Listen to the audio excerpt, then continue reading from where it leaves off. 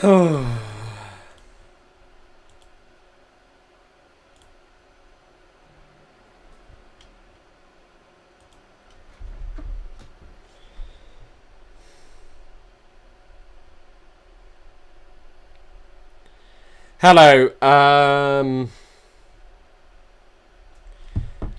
Oh, goodness me. Hello, Qatar. Good to see you. I better get a big payment after that TikTok stream because it was brain damaging.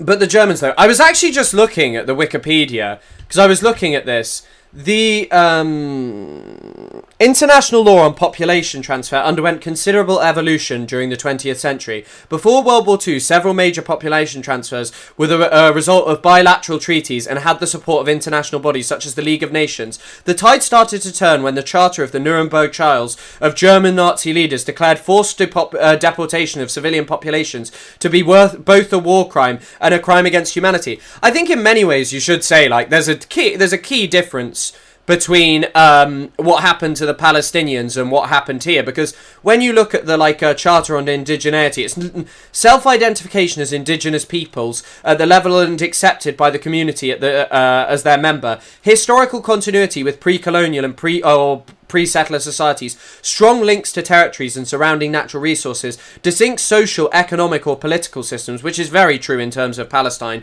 like Israel is a European-style society. Hi, Ethan Klein watching this in the form. I will, I'm actually going to post a video myself about this because I'm not making a full video on this. But I think probably it's worth talking about. I also need to up my lights because they were looking weird on TikTok Live. But good on here. They look good.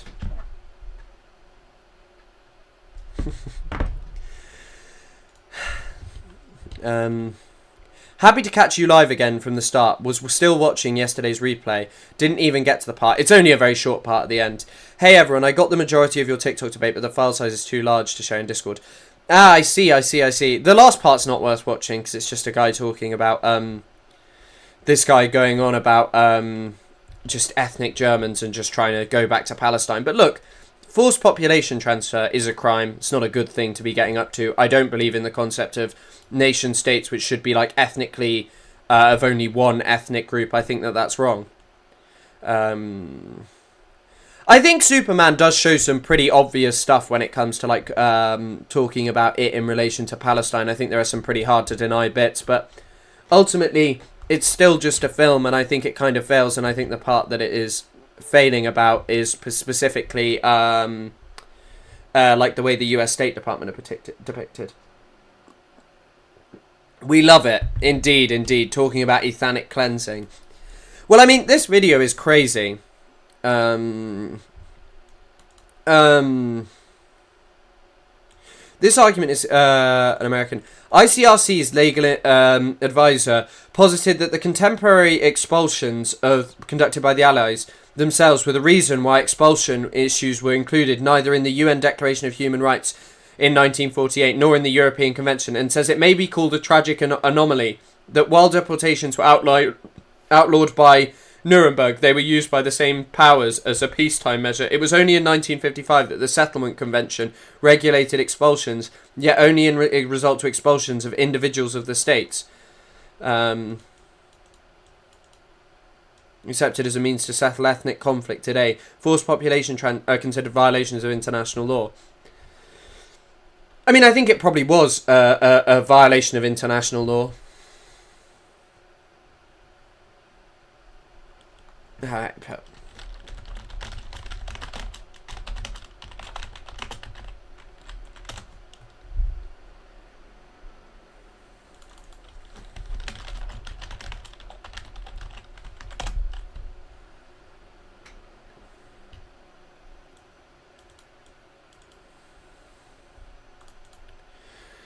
Yeah, I mean, the N-word stuff was crazy. Because it's so obvious that he said it. Like, I don't think there's any other way to look at that clip. Hold on, I'll just find that. Like what the vibe is. The ambulance, big of beef, bro. Down. Call the ambulance, big of beef, bro. Man, The music? I want to hear what he's dancing to. Like what the vibe is. It's Kendrick. oh God. Is it worth it? Man down, Kinda. call the ambulance, big of beef. I mean, I just don't get why you say that. I just don't get why you'd say that. But I guess when you've been comfortable saying it for so long, it's not that surprising that you end up saying it whilst you're live, is it? Sorry. It's Tuesday, innit? You wanted me to say it. I'll dance for you. Say the line, say the line.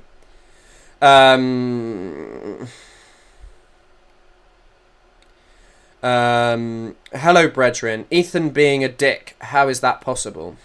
Why did he even say that? Because he's rapping along to a... I bet I get fucking demonetized for that as well. I don't know why they didn't button it, but it's probably just because none of them heard what he was saying, and when he hasn't got people wiping his ass for him, he's just out of control. Know the mind of a racist. I mean, there was another Ethan Klein clip that was fucking insane, where we'll watch the Nakba stuff shortly once more people are in here. But there was a... This needs to be talked about more, but the Young Turks, the name. Let me show you some of the highlights without reading all of it.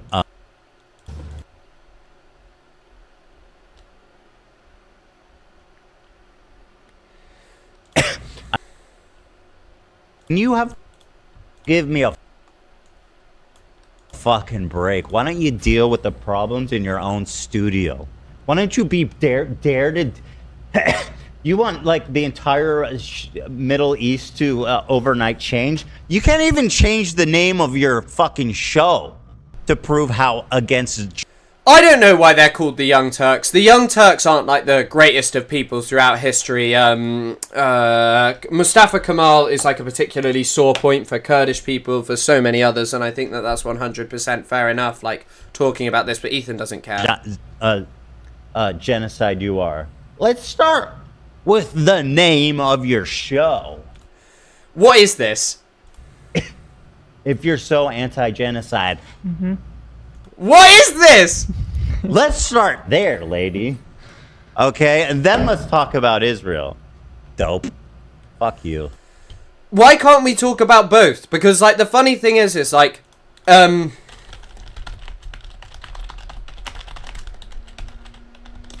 Israel has a really strong relationship with, the Jewish News Syndicate is writing articles like, why Azerbaijan is important for Israel's security. Azerbaijan, Israel's quiet friend by Middle East Eye. This is not my area of expertise.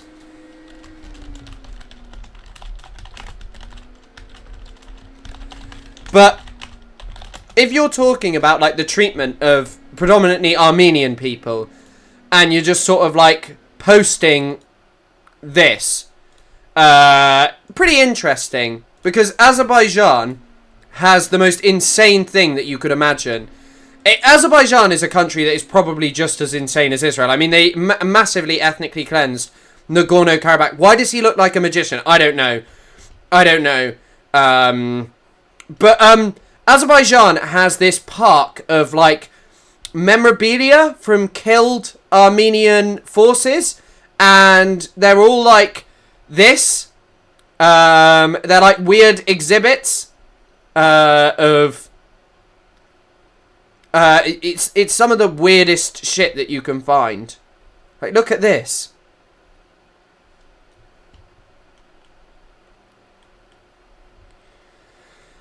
I don't know enough about GDF. I don't know anything about GDF. He's not someone I like. I don't know much about YouTubers. I'll just tell you that much. But yeah, there are some other photos of this.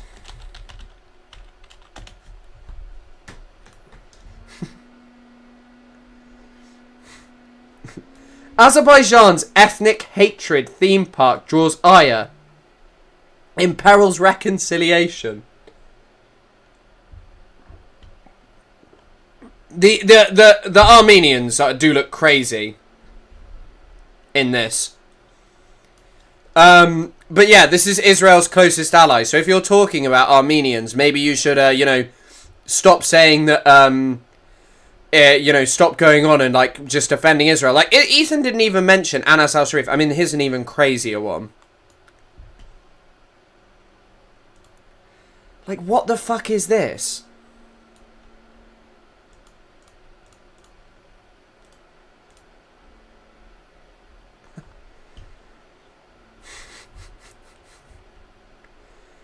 I'm liking the stream so hard. Yes, you should.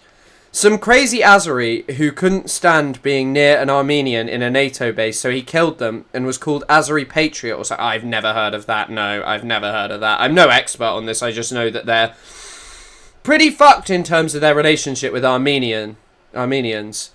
Yeah, I mean, it's just like captured military stuff. I just want to see if I can find any more photos. No, I'll just leave this on screen.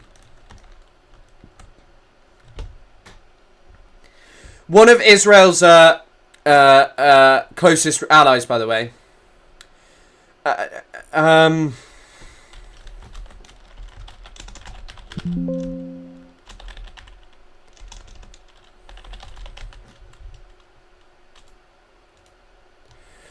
Personal belongings of the soldiers of Armenia and Artsakh are displayed with the same cynicism.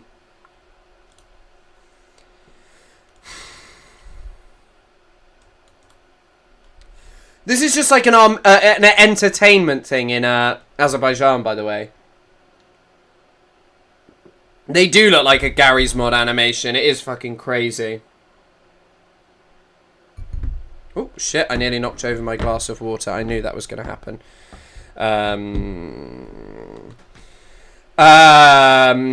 My first instinct is to laugh, and this stuff real. How can humans dehumanize? Because they are literally just ethnically cleansing Armenians from their land, and you need to dehumanize the people that you're doing this barbarism to. Bro saw Ethan Klein's Giardia house. No. That's actually a lie. That's anti-Semitic lying, so don't ever say that again. Are there any tangential things I wanted to talk about with Ethan before I get into it? With the problems in your own studio. Ethical code to know what that medicine is. So What are we going to do? What if I tell you? I don't want to know. I'm going to tell you what I take. I don't and want you're to going to fucking listen. You're violating your HIPAA rights, bro. I can. They're my HIPAA rights. No. It's my information. I can I share refuse to commit a crime. No. It's Panic. Did he say it yet? take one tablet by mouth. Oh, it says Not much, just chilling. daily or as needed. Turn on a noise gate. How do you turn on a noise gate? Properties. I don't know how you turn on a noise gate.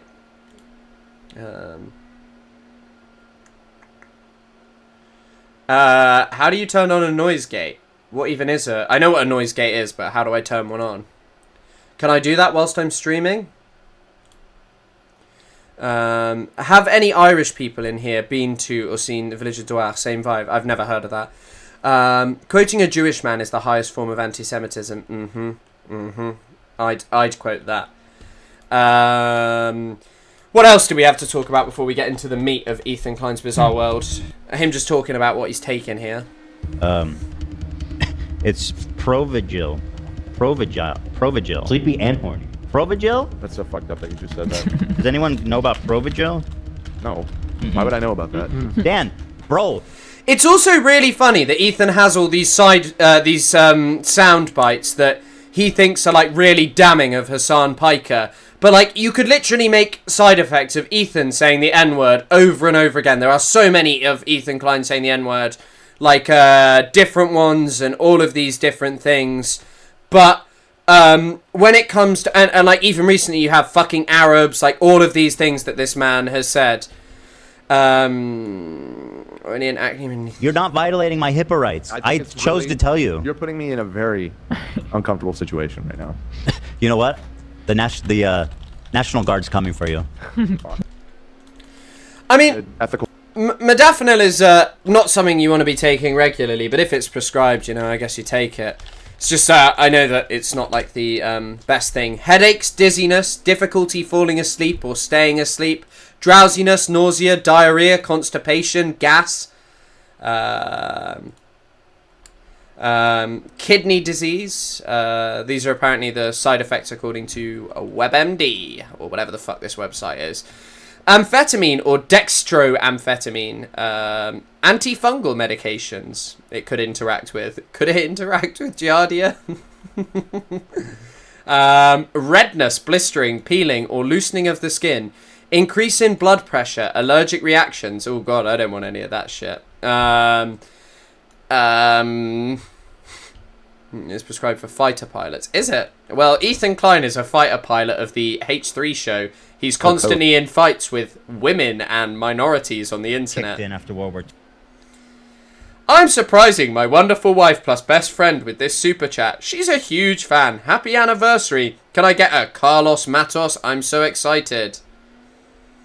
Viewers go down. By the way, and on this thing of like, I genuinely believe that it is just Ethan's Tourette's that like sort of makes him sort of behave this way. But at the same time, or like that is responsible for the tics and some of the things that people prescribe to drugs.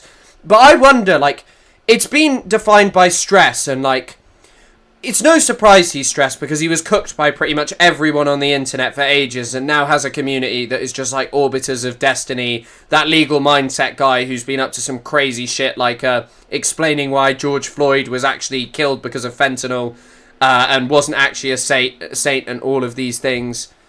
Has called communism is what keeps keeps together Armenia and Azerbaijan. Thank you, Thomas.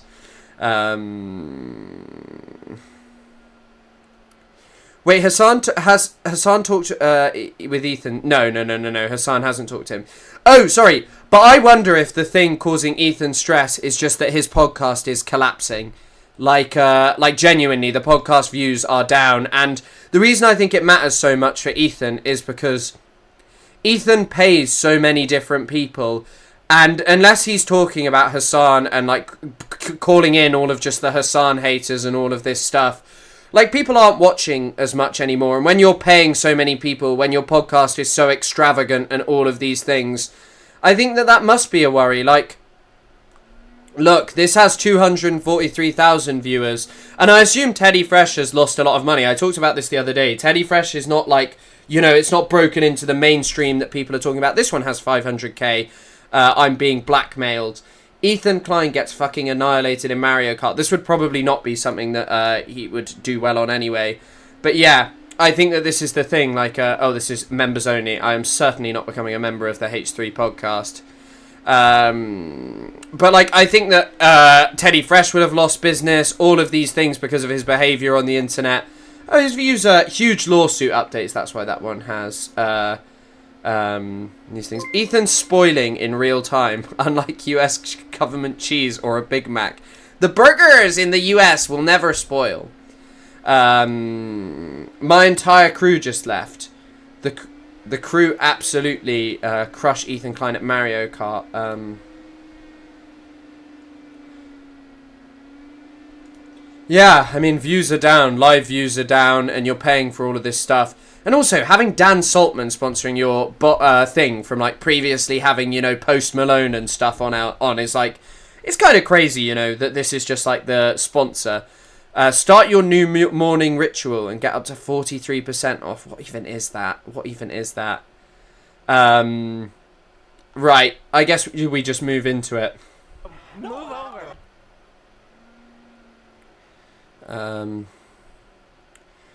I think really I don't want to watch his stuff on Anna Kasparian. I don't really know who Anna Kasparian is. I'm not like a... That's where the Jews belong. The Young Turks overthrew the Ottoman Empire.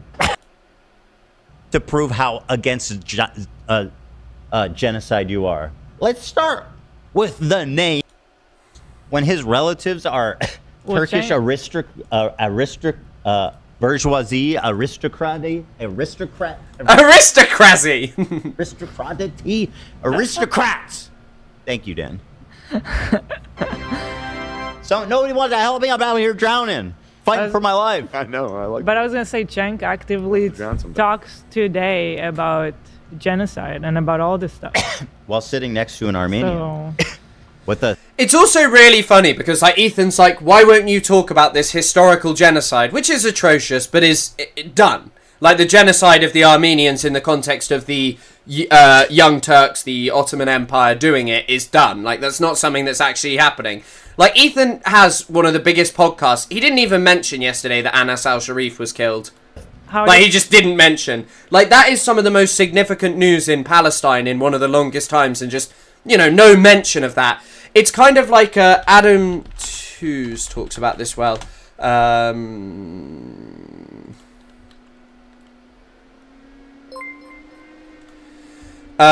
Thank you, Sunflower Dragon. Shout out to whoever just became a member. I don't know who became it. Oh, eyes emoji.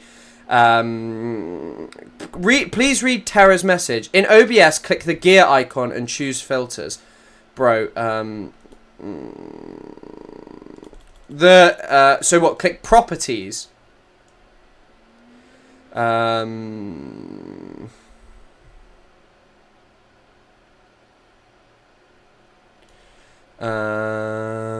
OBS, click the gear icon. It doesn't let me click,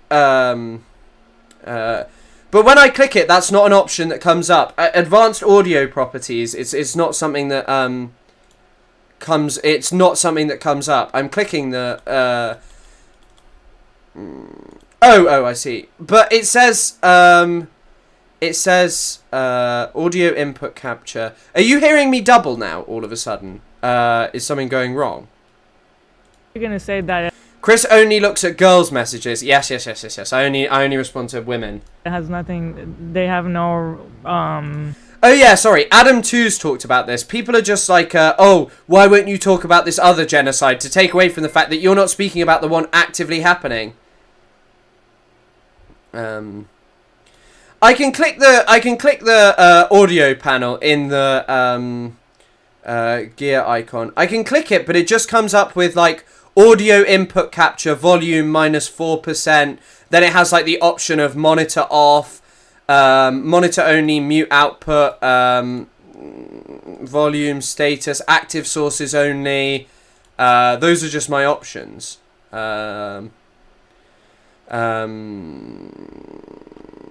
Chris is a real feminist. Hell yeah, I only talk to women, so that's feminism. I literally don't even speak to men. Hashtag, you know when Kendall Roy comes in wearing like the...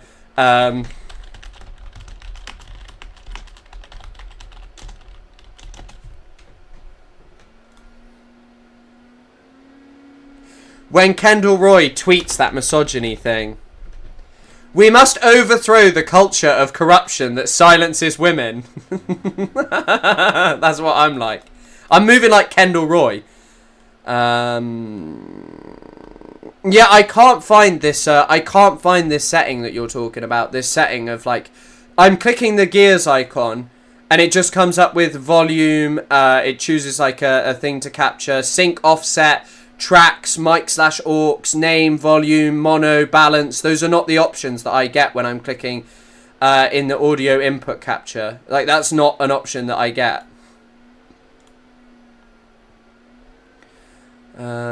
Audio output, audio input capture properties, microphone, HyperX, Quadcast, defaults, properties. That's not an option that I get, I'm afraid. So like I don't know what you're talking about here.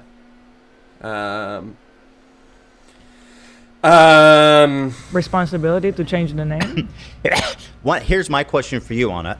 Do you think that an Armenian, an Assyrian, or a Greek person who is affected by the genocide perpetrated by the Young Turks thinks that it's as innocent?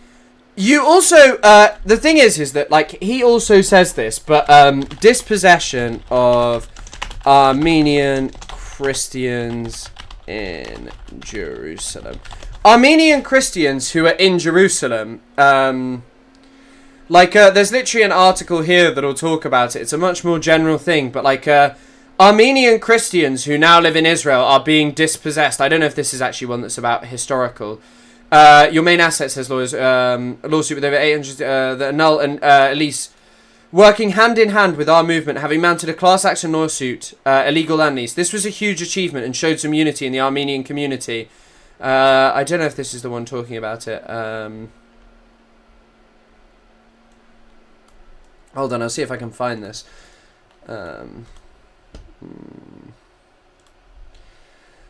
Armenian Christians fight controversial land deal. This is from the Holy City.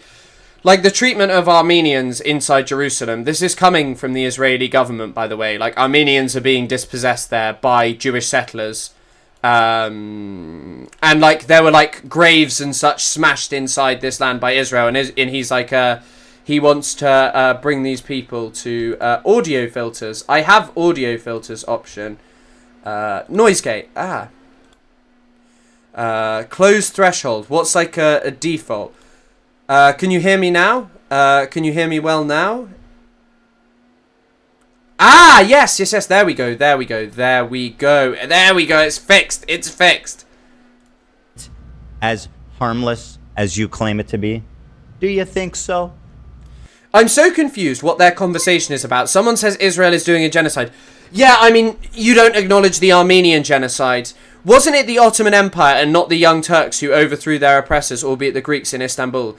It was the Ottoman Empire, but, like, you should not in any way, like, run defense for Mustafa Kemal Ataturk. Like, Ataturk, I don't think had a major problem with the Armenian genocide. He was not directly involved in it while it was occurring, but, like, Mustafa Kemal had, like, no problem with it. Mustafa Kemal was not directly involved. Since then, the degree to which he was critical or supportive of the genocide has been debated. In speeches for a domestic audience, Mustafa Kemal represented Turks as innocent of any wrongdoing. Also, little Chris Kunster fact, which I love bringing up, is my, you can look this up if you don't believe me, my great uncle or something was like a Swiss Armenianophile. So he was someone who was an eyewitness, and he's written a book which I actually have. He was there and he witnessed what the Ottoman Empire was doing to these people. And also, by the way, Mustafa Kemal was a piece of shit to the Kurds. Well, I don't, and I've heard from them. So give me a fucking break. Why don't you? If Ethan Klein is absolved of supporting Israel because he voted against Netanyahu, I'm absolved of anything ever because my great uncle or some relative of mine he might not actually be my great uncle. He was someone who saved loads of Armenian orphans. He's actually basically like the Oscar Schindler of the Armenian genocide. Like, genuinely, he saved loads of orphans by letting them do carpet weaving. Deal with the problems in your own studio. Why don't you be dare to? You want, like, the entire Middle East to overnight change? You can't even change the name of your fucking show to prove how against. Why is it even called the Young Turks? Like, why is it called the Young Turks? Not the movement.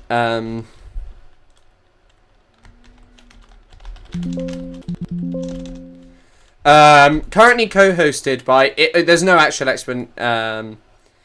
I have no idea. It just seems to be a name. They're also definitely not young, so. Genocide you are. Let's start with the name of your show. If you're so anti-genocide. Mm-hmm. Sorry, that clip is so bizarre. As I said earlier, what the fuck is that all about? Why are you doing that? Start there, lady. Okay, and then let's talk about Israel. Dope.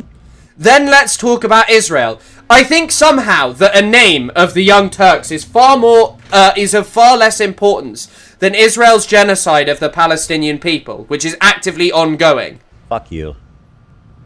Anyway, that's my beef with. Somehow I'm now beefing with Hassan's entire extended family. In fact, the funniest part is that, like, the reason that Ethan does all this crap is to actually just get out of any, like, accountability with doing anything about Palestine. Has he yet mentioned Anas al-Sharif? No, he's just posting about, she's just posting about this. Quick, Nagorno-Karabakh, it also should be pointed out that Armenia did not listen to a UN resolution saying that is not their land. I mean, that seems like a very odd thing for Cenk to be saying. Well, actually, no, it doesn't. Aren't they all like transphobic and shit? Like, I don't really care what these people are saying. Like, I'm gonna be honest. They're not like the people who inspire me. So that's the two sides of. So, yeah, somehow I'm beefing with these people, bro. You're the one posting like constantly on your story about this. Wow. Have some. Yeah, I honestly think because it's vernacular back in the day for upstarts and a pun, but because Cenk is Turkish. Yeah, I mean that is probably the reason for the name, rather than like an identification with the policies of the Young Turks. Conviction. I just think change the name, guys.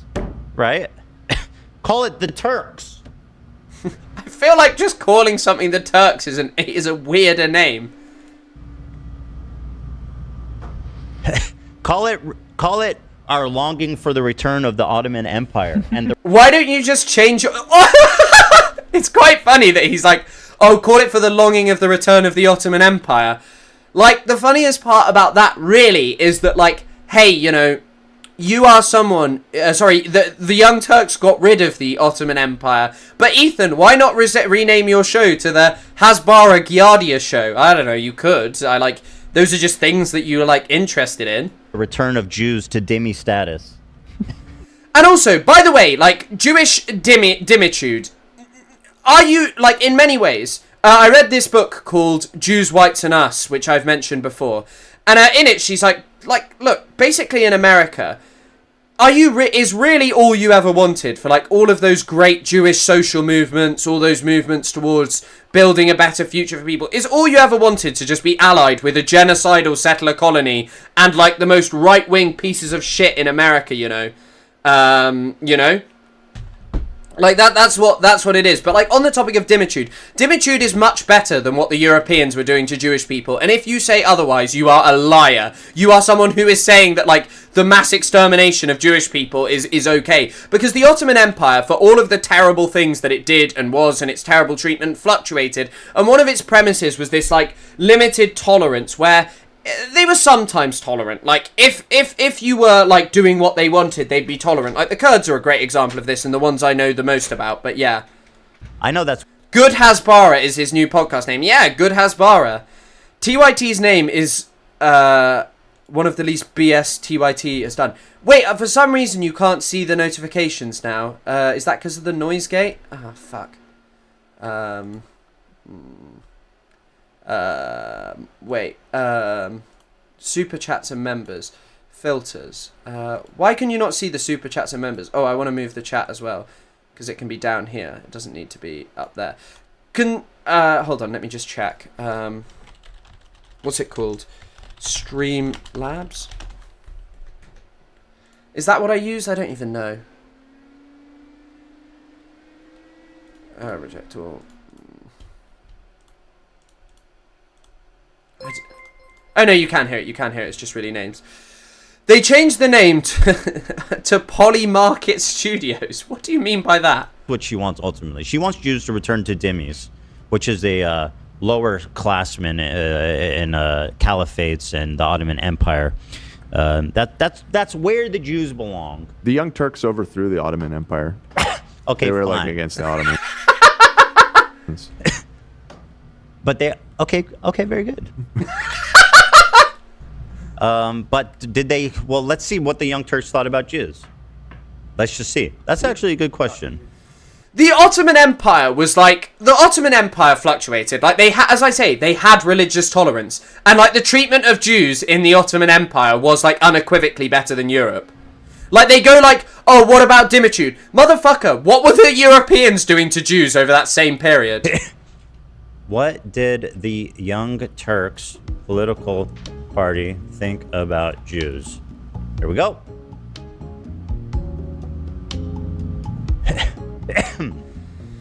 It was named after the Rod Stewart song, Young Turks. Yes, Anna and Cenk have fallen off. Anna has nothing to do with Hassan. Yeah, I mean, exactly. But, of course, they're tangentially related to Hassan, so they're evil.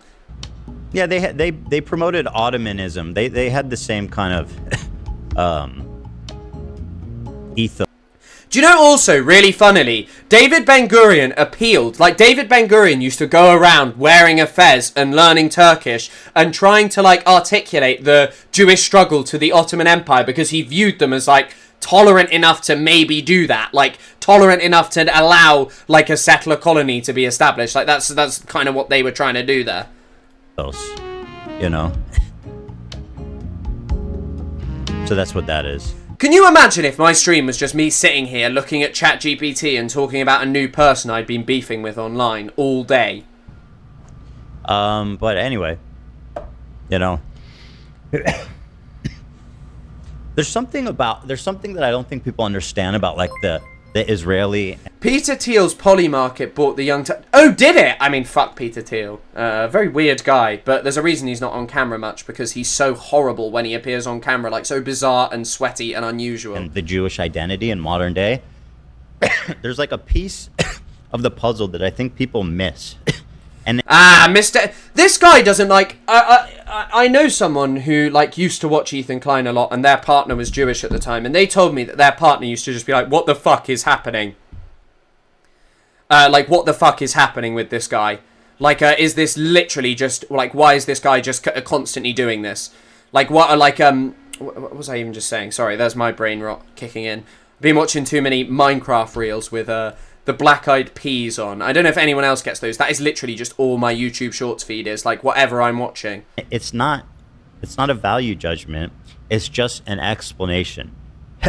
After World War II, Jews all agreed, and somewhat of a pact amongst ourselves, the diaspora everywhere, that we will no longer depend on the generosity of other countries to protect us. Mm-hmm.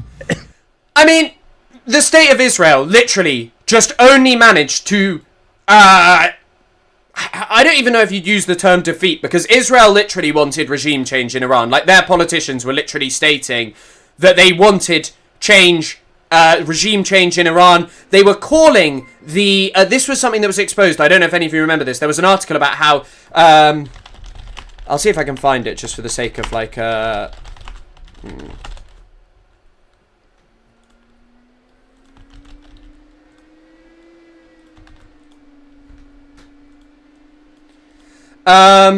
you go. So Israel warning called Iranian regimes and told them that they had to make videos denouncing Iran. You have 12 hours to escape with your wife and child. You're on our list right now. We're closer to you than your own neck. Put it this way. How should I send it to you? The general replies. What does he want?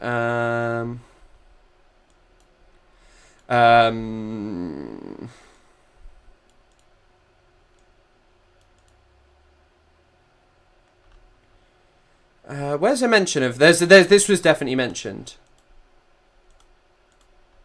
It won't let me listen because I'm not... Where's it talking about a video? Oh, here you go. People working for Israel's security services who speak Persian, Iran's primary language, called senior Iranian officials on their cell phones and warned them that that day they too would die unless they ceased supporting the regime of Ayatollah Ali Khamenei. Israel wanted regime change there. They didn't get it. But the only reason Israel was able to do that was because they have Americans literally there. There are literally American soldiers on the base manning... also, thank you so much for the 5 gifted memberships, Nola Magnolia. There were literally, there are literally American soldiers on the ground there who are like manning these systems for intercepting Iranian missiles. They're also reliant on ships which track them coming in. They required collaborationist regimes like that of Jordan, with the help of the British, to shoot down the Iranian drones that were coming. Israel is entirely reliant on these states. And by the way, after World War II, like... the vast majority of Holocaust survivors did not go to Israel. Or, sorry, the majority. Perhaps not the vast majority. That's something said by Tom Segev, an Israeli historian. And when you look at Israel's interaction with the Holocaust survivors, it's fucking bizarre. Tom Segev talks about in his book, The Seventh Million. Or you can look at... Or you can look at the work of of Adam Schatz in his London Review of Books. It's called We Are Conquerors. Oh, Right. We no longer depend on Arabs. We no longer depend on Europeans. Jews have been depending on other governments for thousands of years to keep them safe, and they have continually. This is literally the least safe place for being Jewish. You literally live in America, Ethan. The social contract is that you are a minority, are protected by your government. Like, what are you fucking talking about? You live in America. Like, if all Jews had agreed to this, why don't you live in Israel anymore? Failed them, and which culminated obviously in the Holocaust. So Jews around the world, they looked around after that and the ashes of the Second World War and said, never again. That's what that means. It means never again will we allow ourselves. I genuinely think at this point, this, by the way, if you didn't know, Meir Kahane popularized the term never again. He didn't create it. The term never again comes from never again shall Masada fall. But like, what Kahane talked about, this is literally like Kahanist rhetoric, by the way. Kahane spoke about never again in terms of like, never again will we have Jewish people who are weak. We will arm ourselves militarily so we can defeat everyone. It also taps into other thought of people like Ze'ev Jabotinsky. But like, never again meant never again should a genocide occur. Never again should we reach a point where this kind of extermination will occur. That didn't necessarily mean like, oh yeah, that should just be, you know, us being like supreme militarily and punishing Palestinians, but of course that's kind of what he thinks it is. So to be put in this situation defenseless. Never again will we count on the grace of another country, another people, another culture to defend us. As a people, Israel is, as I say, is entirely reliant on America and Europe. It would be crushed by Iran simply because of the size of Iran, and also because it does not have the military capacity to defend itself from Iran. That was shown. That was literally shown that they needed THAAD interceptors there. Like, THAAD interceptors were brought after True Promise 1 or 2. I don't even remember which True Promise it fucking was. they made that decision then and there, and that was Never again will Giardia be referred to by Ethan. kind of where this is where the ethos of this whole like survival mentality comes from, right? And that's very much still how people feel. I know World War II was a long time ago, but that type of ethos, that's like a uniting kind of essence of Jews everywhere, right? Is that I think that's why. But an increasing number of Jewish people don't feel that way, that they don't feel that Israel just protects them, that makes them all safe. They do not think that that is the case. They think that much more. Actually, you know, in order to be safe, we have to move towards a society that doesn't allow exterminationist ideologies. I mean, this is what Boaz Evron, an Israeli, was talking about a while ago. Most Jews see Israel as an important place, as important to the religion. 80% or 70% polled said they think Israel. But also, there's like an element of cultivating that, and there are people who talk about, like Boaz Evron was talking about how Israel used the Holocaust to police the diaspora for a very long time. Like how it basically makes them to shave, like, oh, you have to support Israel because otherwise you're all going to get genocided. But like at the same time, like, you know, October the 7th happened inside Israel. It didn't happen to all Jewish people. By the way, this is literally the Kahanist. This is the most far-right Israelis' interpretation of what Never Again meant. Never Again referred specifically to the Jews, and its imperative to fight anti-Semitism was a call to arms that justified terrorism against perceived enemies. But like, what is Ethan saying differently here? That like, Israel shouldn't be reliant on protection from other countries? Like, I think that that's such a right-wing thing to say as well, because what we should be reliant on is building societies that do not behave this way, that do not fall into these kind of extremist forms of nationalism. But like, that's not what Ethan is talking about. He referred to it, the Jewish Defense League song included the passage, "To our slaughtered brethren and lonely widows, never again will our people's blood be shed by water. Never again will such things be heard in Judea. After Kahane's death, Shalom, despite our considerable differences, Meir Kahane must always be remembered for the slogan, never again, which for so many has become the battle cry of the post-Holocaust Jewry." So this was popularized in the 1970s by Meir Kahane, by the way, as like a slogan that was common. It wasn't like necessarily just straight after the Holocaust, but like never again Masada shall fall is like a slogan that has like a distance to it. Great title today. Time for my obligatory. Please check the resource list. I will. I'm so sorry it's taken me so long. Guarantee Ethan can't say when World War II took place. It took place in 1914 to 1918. To being Jewish, because it is that. It is symbolically that. Cut off the Iron Dome, cut off rhetorical support, and look what happens to Israel. Cut off all diplomatic support, isolate it, look what happens. This is, by the way, everyone talks about that fucking phone call with, when Menachem Begin was called by Ronald Reagan as a result of his bombardment in Lebanon. Menachem Begin was like, I'm not weak, we don't need you, and he put the phone down. 20 minutes later, he called back and was like, yeah, we need that support, like, we can't be without you. It is the promise that Jews made after World War II to never again depend on another people's generosity to defend them. Like, it's just so bizarre. It's just so bizarre, like, to just sit there. By the way, also, for this guy who's, like, constantly claiming that Hassan is like evil. He was literally just posting about it, that because Kamala would have been so different.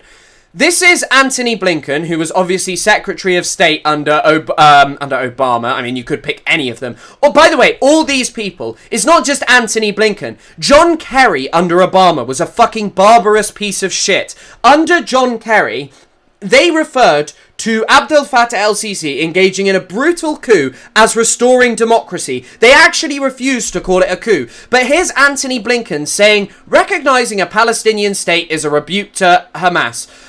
France, Canada, and the UK are doing it too hastily. Their plan won't work without conditions. It's like, what are you even talking about? Like, what are you actually talking about here?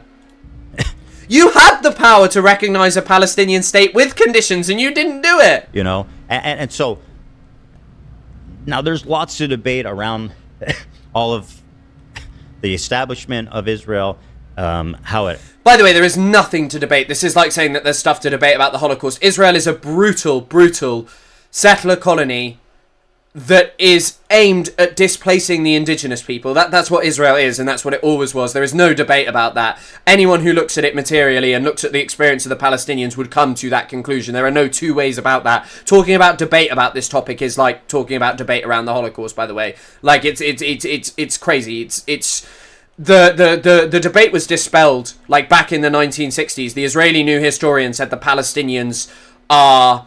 the Palestinian narrative around the Nakba was the one that was true, as confirmed by the Israeli archives. Came to be, the Nakba and all that kinds of stuff. But I do think it's important to bear in mind the philosophy, the mentality, the survival instincts that kicked in after World War II that persist to this day. And I mean, of course, the Israelis...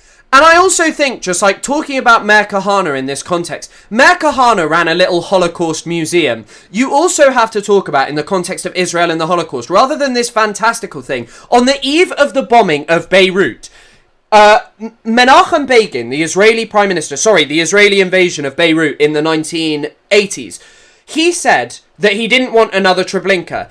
He talked about killing Yasser Arafat and blowing up his bunker as akin to destroying Hitler. There was like this movement in the 1980s in Israel, and Tom Segev talks about this most in depth in, and it's better than the Holocaust Industry by Finkelstein, in The Seventh Million, which was published in the 1990s.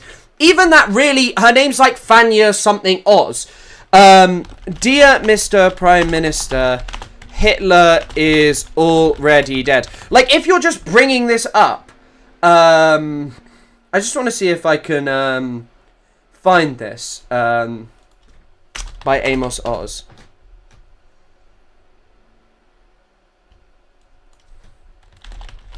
Is already dead.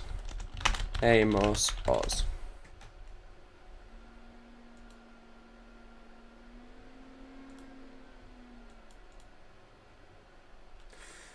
I cannot for the life of me find this,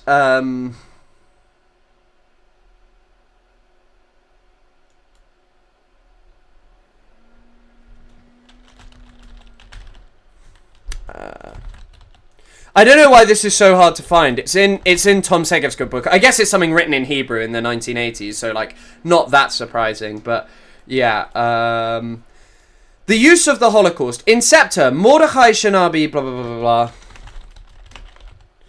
blah. Hitler is already dead, my dear Prime Minister. Again and again, Mr. Begin, you reveal to the public eye a strange urge to resuscitate Hitler in order to kill him every day. Ben-Gurion, for his part, wanted to base a new identity on the experience of building a new society and sovereign Jewish state, not on the worship of the dead. Like, David Ben-Gurion, Israel's first Prime Minister's interaction with the Holocaust is fucking insane, by the way.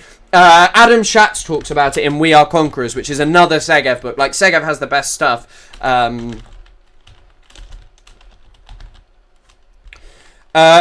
Read this. This is Israel's first Prime Minister.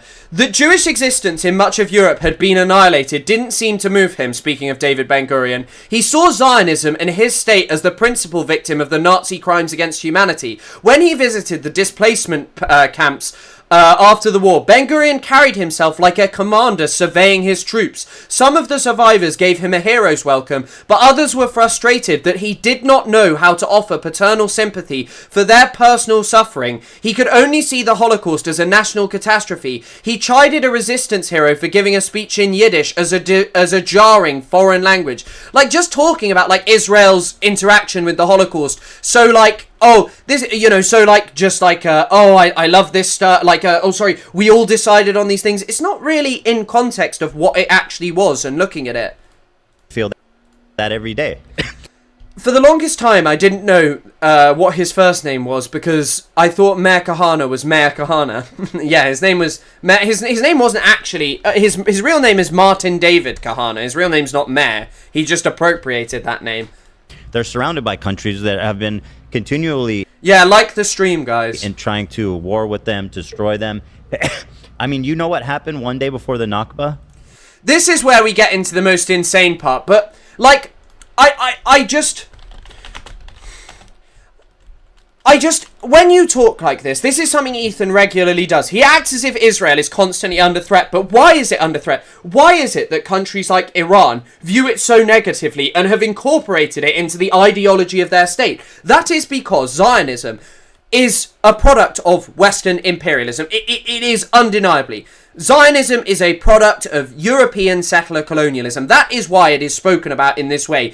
It is a conduit of Western imperialism in the Middle East. It is a place that is an unsinkable aircraft carrier. It is unequivocally supported by the West because it fulfills its interests. And initially, it fulfilled the interests of the British. It helped to protect the Suez Canal. And even for the USSR. Why the USSR initially was quite warm towards the Israeli state was because it kind of acted as a way to attack the British being a dying empire in the Middle East and, a threat to them.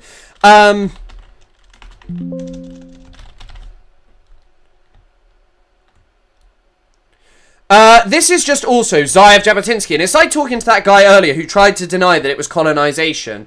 Oh. My readers have a general idea of the history of colonization in other countries. I suggest they consider all the precedents with which they are acquainted and see whether there is one solitary instance of any colonization being carried out with the consent of the native population. There is no such precedent.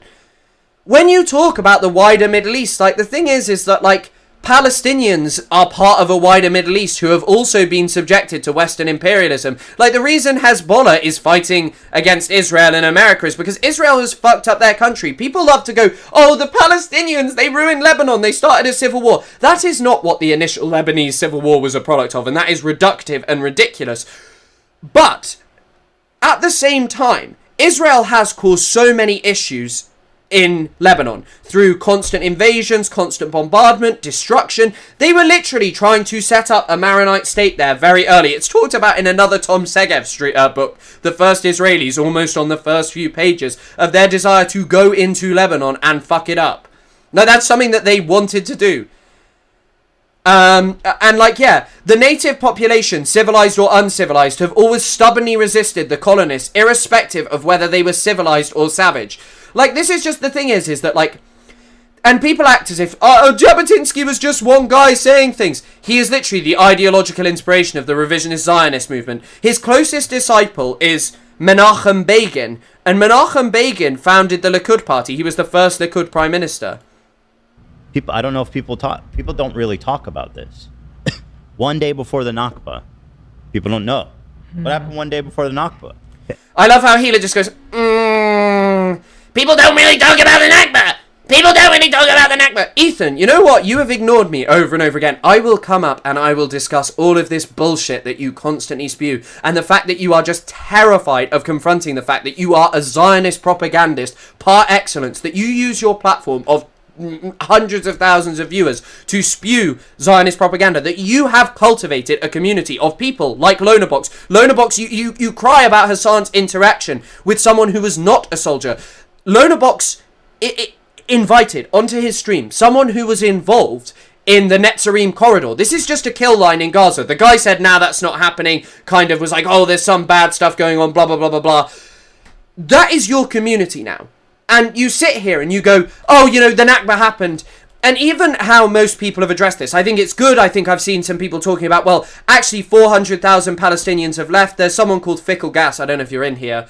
They talk about Khalidi here, about how hundreds of thousands of Palestinians had already been removed prior to 1948.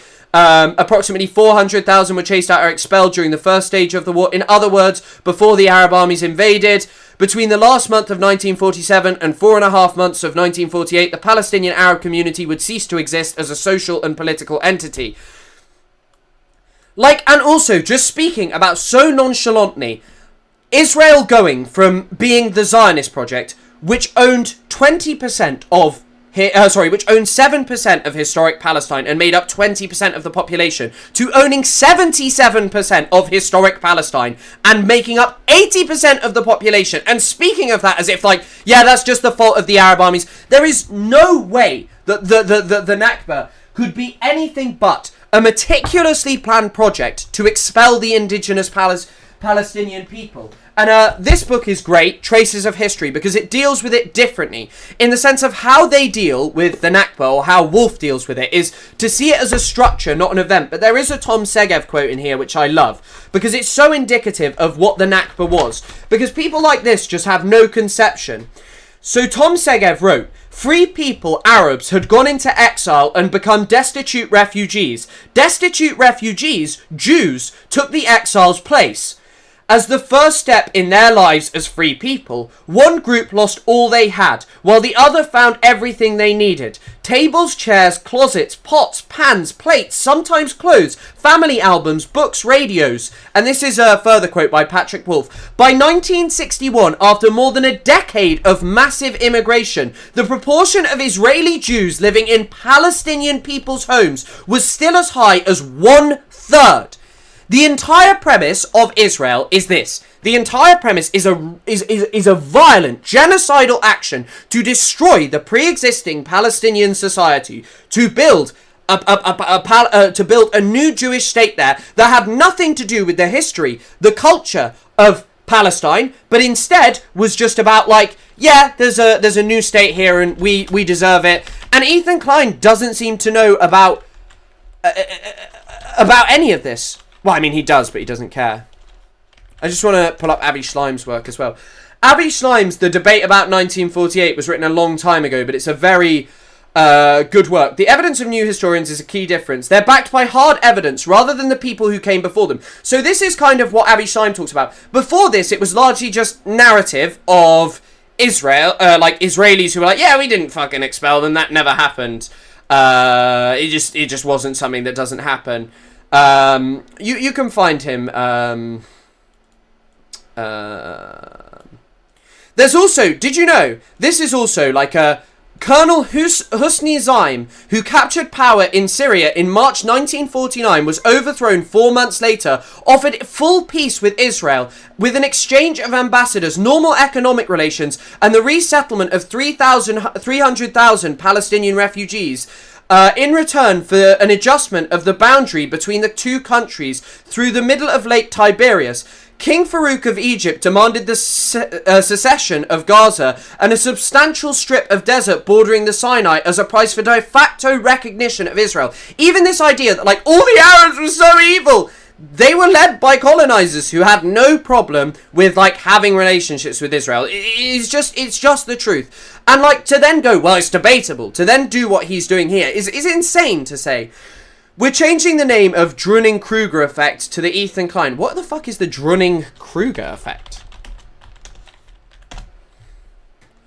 Effect is a cognitive bias in which people are limited to competence in a particular domain in which people with limited competence in a particular domain overestimate. Yeah, but I mean, when your whole perception is shaped by ChatGPT, like, this is the only thing Ethan does is just ask ChatGPT for something, and ChatGPT just answers how you want it. ChatGPT doesn't even understand how authorship works. Like, large language models, in my understanding, just cannot do that. Like, that's just not something that they can do. Palestinians were living at home? What? I said Palestinians were living at home?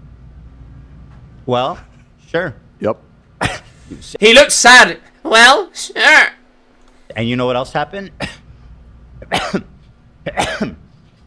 Egypt, Syria, Lebanon, Jordan, all invaded Israel to kill. Why did they invade? Why did they invade? Because of the treatment, the expulsion, Deir Yassin, all of these things. The fact that a foreign settler colony had been implanted in their land by the same people, by the same powers in the case of, like, Lebanon and such, because obviously, you know, they were colonized by the French rather than, say, the British, but they knew what colonization was, you know?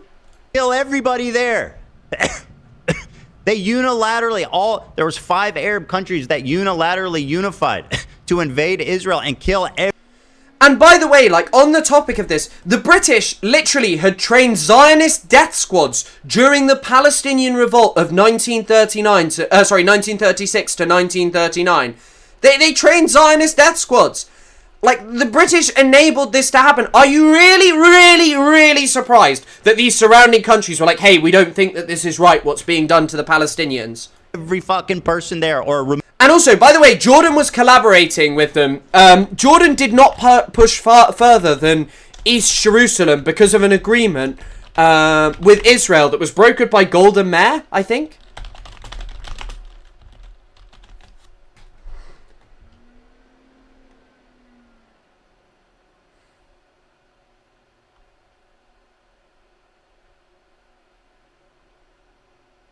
I'm just double checking that, but I know I've definitely heard it, so fuck it. Yeah, also, are any of those other nations in Palestine? It's exactly what the guy was trying to do before. He's listing other Arab nations in order to monothelize. All monothelize. I know what the word is. Monolith. Monolithalize? I didn't know if the word's monothelize. Anyway, all Arabs and justify their expulsion of Palestinians. 100%. 100%. He does this before. The fucking Arabs. These people were led by colonial regimes. But at the same time, they had still experienced brutal colonization at the hands of these projects. The Algerians, look what was fucking happening there with the French. Moved them forcibly. It was the invading fucking Arab armies that told the Can't resist saying, fucking Arabs! Palestinians to leave and come back when the war was over. They thought they were going to steamroll all the Jews living there. Monopolize would not be the correct word either. But yeah, like, to just steamroll all the Jews. By the way, did you know, one of the funniest myths is, like, the funny thing about Ethan is he would never view himself as, like, a Hasbarist. He is a Hasbarist. But the funniest thing is that this is, like, ancient fucking pro-Israel propaganda. It's called the David and Goliath myth. I learnt about it loads at school. It's like something that has no actual relation to Palestine and is probably one of the ways of, like, simpler things that you don't need to understand colonialism with. Although I would argue that understanding colonialism is rather simple. Understanding it in its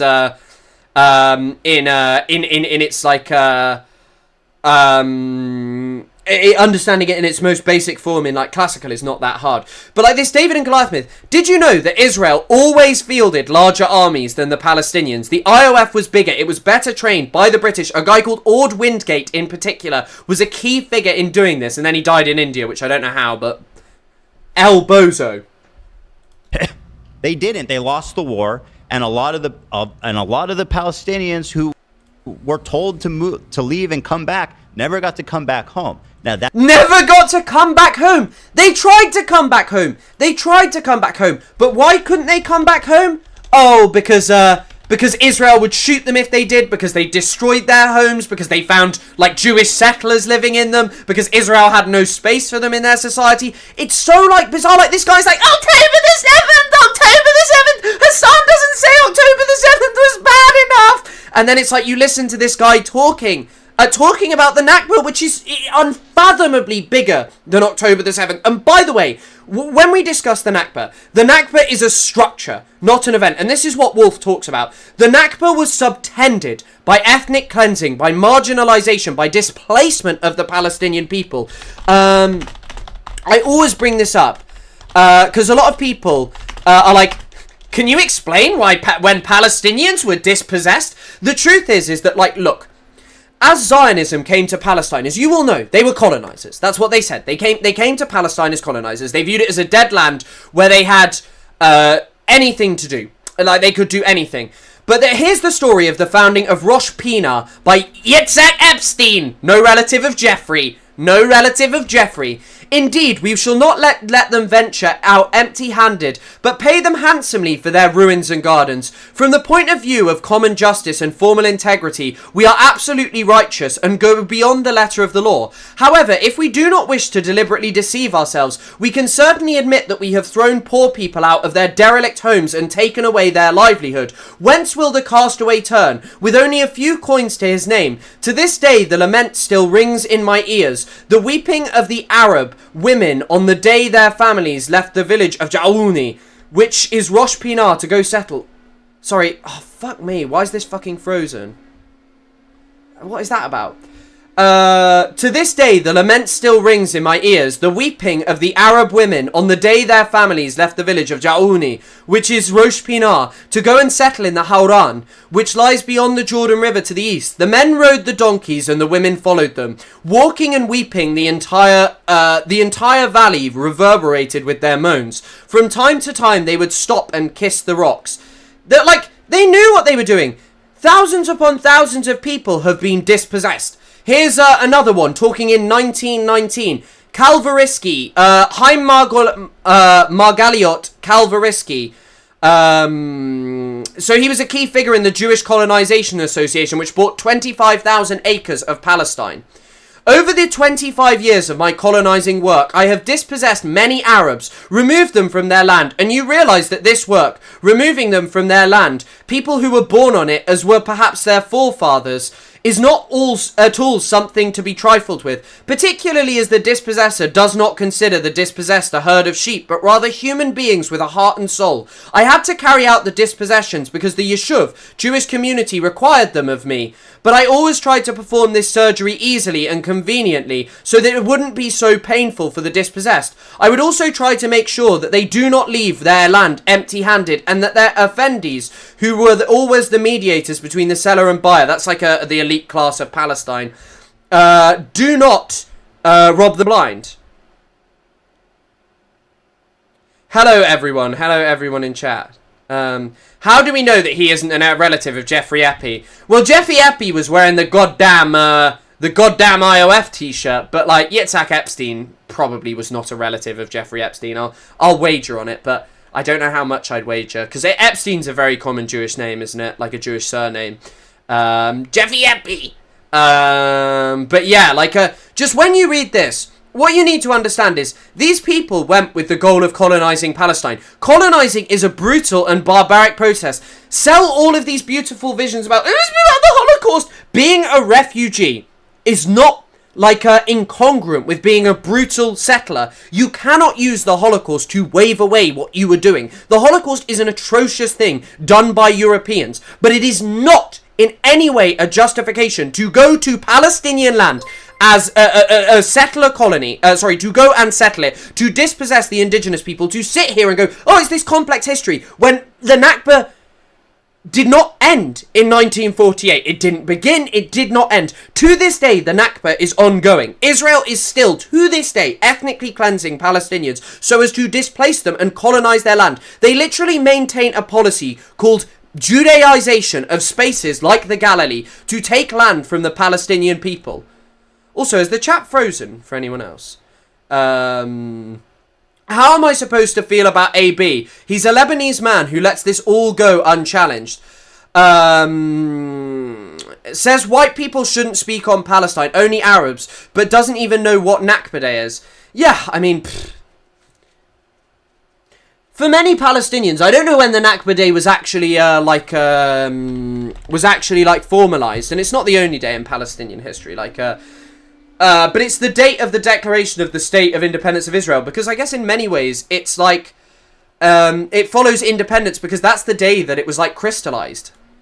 That's now a lot of Palestinians did stay in Israel, and those people are citizens today. 2 million plus. Those people are citizens, treated as a subclass, treated like dog shit, not allowed to freely speak their mind, to articulate solidarity with the Palestinian people. Like, there are currently Jews in Israel. Like, that settler recently who murdered the Palestinian activist who was part of the filming of No Other Land. He murdered him, and he's just out free back in the West Bank. And you sit here and you're like, yeah, it's actually like free for these Palestinians. My brother, those people who are living outside, just a short distance away, are denied basic rights. And this is the trick that liberals like Ethan and Lonerbox try and tell you. They're like, yeah, I'm actually against the apartheid in the West Bank. Apartheid is a crime against humanity. It is barbaric. The Palestinian people, wherever they may be, are Palestinians. They're not citizens of Israel. They're not like severed. They're the people who live in Jordan. The people who live in camps in Lebanon, in all these places, are Palestinians dispossessed from their land by this brutal project of colonization that goes on to this very day. So please spare me all of this bullshit about how, oh, you know, like they didn't come back, they were told to leave. Palestinians weren't often told to leave. They were fucking terrified of the genocidal militias, which Deir Yassin and all of these brutal massacres were done with the goal of inculcating and breeding fear into the Palestinian people. That live in Israel proper, which I think is the correct term, not greater Israel, which is something else. No, Ethan, although I use the term Israel proper, the correct term is occupied Palestine.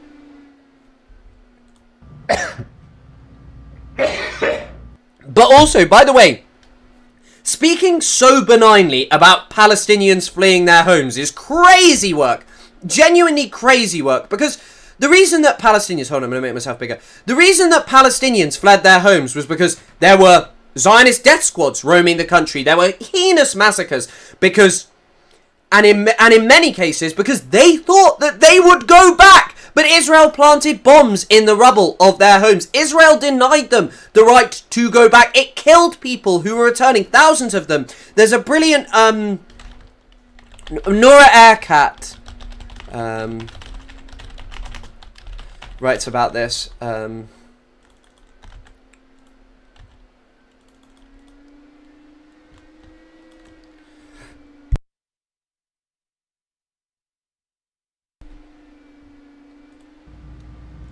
It's funny, there's a clip of Frogan even saying, like, my family lost their house in the Nakba.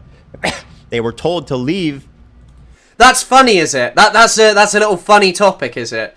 Because, like, oh, you think that undermines the narrative of that she was dispossessed, that her family were dispossessed as a result of the project, that you're like, actually, all Jews just agreed after the Holocaust to have, like, this great project. It's insane. Like, this guy is crazy. They were told to leave and come back. Yeah. They were told to leave and come back by who? This was not found by anyone. Let me just see if I can...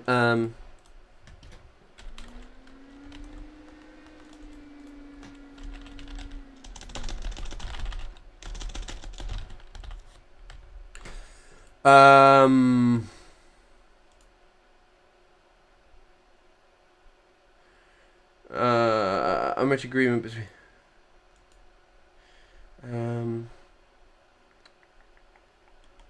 Fuck's sake, I'm gonna have to look at the actual paper now.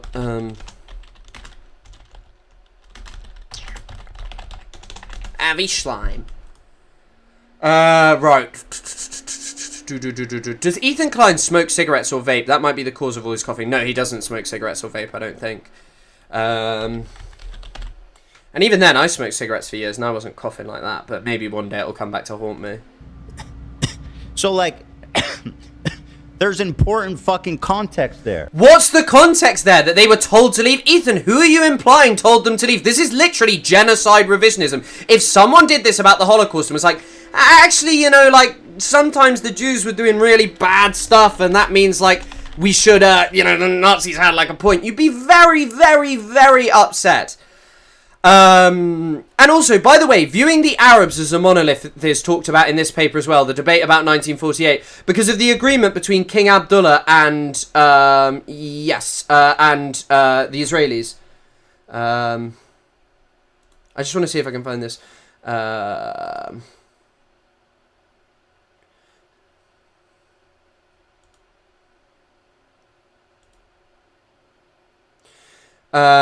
Investigated this subject carefully, dispassionately, objectively, as it were ever likely to be investigated. Morris found no evidence of Arab leaders issuing calls to Palestine's Arabs to leave their homes and villages, or any trace of a radio or press campaign urging them to flee. Do you know what Benny Morris actually says he found?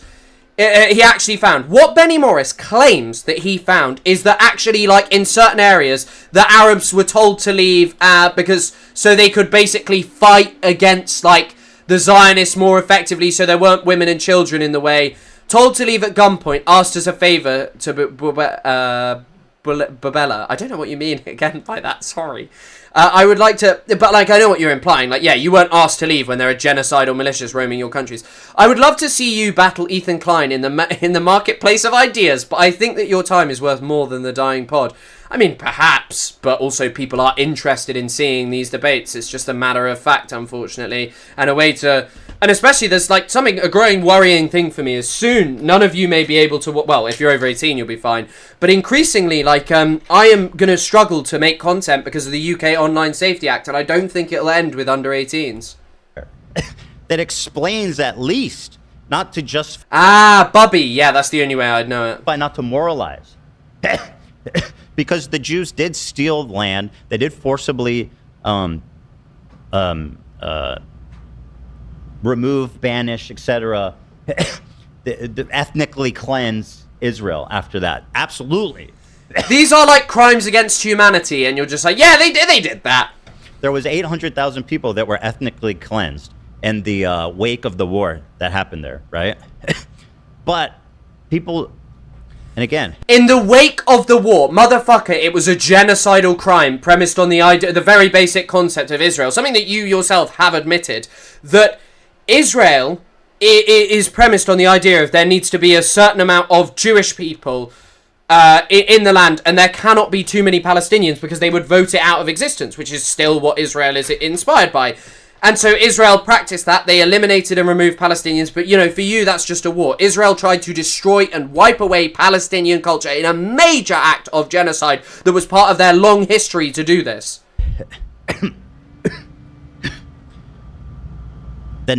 There was a very significant event that happened one day before the Nakba. One day before the Nakba. Oh, I forgot before this, like, Palestinians were just having a great time under, like, British and Israeli colonization. I forgot about that. Yeah. And also, by the way, like, even this argument this is what Benny Morris says. The Palestinian refugee problem was born of war, not by design, Jewish or Arab. It was largely a byproduct of Arab and Jewish fears and of the protracted bitter fighting that characterized the first Arab-Israeli war. In smaller parts, it was a deliberate creation of Jewish and Arab military commanders and politicians. Like, this is just bollocks.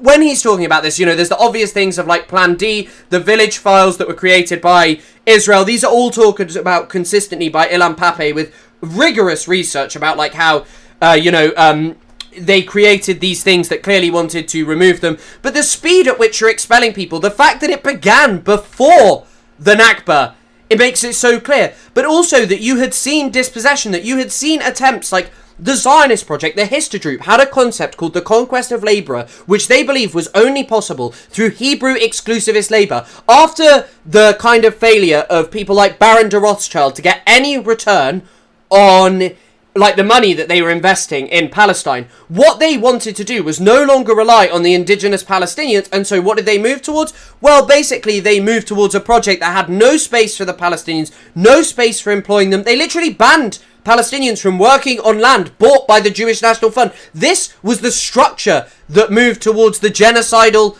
settler colonial regime. And yeah, you're right, it's a wonderful pause frame. Like, what a hollow shell of a man. What a piece of shit that this is what you've reached. A few years ago, you had a podcast with Hassan Piker, and you were talking about positive things in this world, and now this is what you do. Now this is what you do. Your life is literally just, yeah, let me do some Hasbaras for the tiny amount of people who still cling to what I do. I say tiny amount, but what a fall from grace. And I think one of the biggest things that I've heard Bad Empanada mention is most evil international wanted war criminal, by the way. Need to mention that, Bad Empanada. But, like, what he mentioned is, like, look at the guests you used to have. You used to have Post Malone, and now it's fucking Loner Box. Like, this is what you do. Like, Hassan's getting chats with, like, members of the Democratic Party, like, significant people within the Palestinian liberation movement all over the globe, international activists. Who's on Ethan's? Ahmed Fuad Al-Khatib. Oh, yeah. A guy who works for the Atlantic Council. Oh, yeah. The same company, the same organisation, which is employing a lady who is heavily involved with the Gaza Humanitarian Foundation. We'll just pull up her name. Jennifer A. Counter. Orbis International, Vice President, Orbis Operations. That's a key figure in the Gaza Humanitarian Foundation, by the way. Same place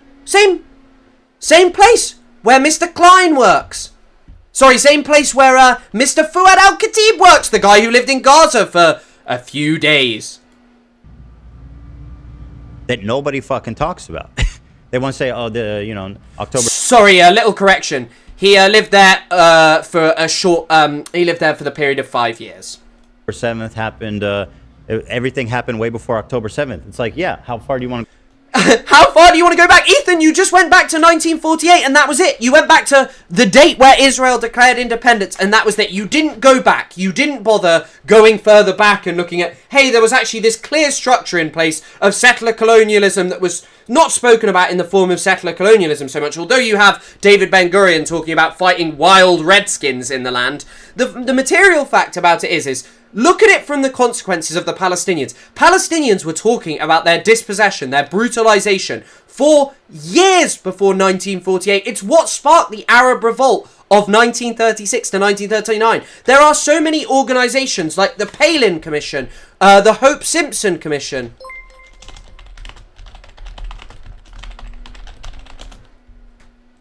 And also, by the way, in 1979, an organisation called the King Crane Commission, organised by the Americans, goes to Palestine and says, do not make a Jewish state there. Do not do that. Unless you modify it greatly, this is going to cause huge fucking problems. Why did the Arab countries invade if they were ruled by colonial powers? I assumed it was anti-colonialism that motivated solidarity. To some extent, but also people had their own motivations. Like King Abdullah in Jordan kind of just wanted to annex the West Bank, like he wanted to annex that part of historic Palestine and bring it into being part of Transjordan, as it was called at the time.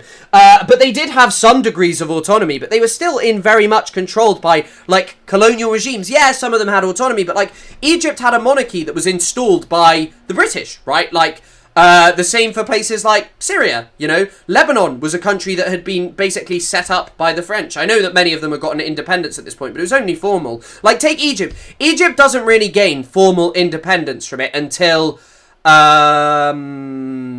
it doesn't really gain full independence until Gamal Abdel Nasser, really. And then it loses it again at a certain point, really. It's now just a vassal state of the United Arab Emirates, genuinely. So the Hope Simpson Commission, it was a response to, basically riots of 1929. It was dated October 1st, but was released October 21st. The report recommended limiting Jewish immigration based on the economic absorptive capacity of Palestine. The Passfield White Paper was also dated October 1st and recommended similar limiting of Jewish immigration. And in addition, the commission reported the real estate price growth and availability to Arabs. Actually, the result of purchase of land in Palestine by the JNF has been that land has become extraterritorial. It ceases to be land from which the Arab can gain any advantage either now or at any time in the future. Not only can he never hope to lease land or cultivate it, but by the stringent provisions of the lease of the Jewish National Fund, he is derived forever from future employment. Like, what the fuck are you talking about here? Like, you know, you are talking about, like, yeah, let's go back. That is so early on. That is the 1930s where they are talking about, you know, what they are talking about, like, what the Zionist colonists and what the experience is for the Palestinians. They are being banned from working on land. There are tens of thousands of Palestinians dispossessed as a result of this. And all these people who, like, try and do, like, well, actually, this thing happened with the Nakba. The Nakba didn't happen. What you are ignoring is that the structure is so far beyond that. It is so long before that. Go back. You know? What day did the Nakba happen? Look at this. The Nakba, it takes place on... Wow. Thank you, ChatGPT. You are my best friend. You are the legend. You are the rent payer. May 15th. 1948. Okay? What was that? Later on, NASA mobilized out of solidarity and the threat of Israel as a Western ally within the context of the... Yeah, exactly. 100%. Like, NASA was, like, much more anti-colonial in that sense than pan-Arabist. I actually just got a book about him by Fawaz Gerges, which I talked about yesterday. I'm gonna read that. I was saying the date. And then, when was the Israeli War of Independence? Start. When was the Israeli War of Independence? How do you not know these things? You challenge everyone to a debate and you don't know these things. My precondition for debating this man is, hey Ethan, no ChatGPT. May... When did you say the Nakba was? May 14th, 1948. The Israeli War of Independence, May 15th, 1948. Wait, let me...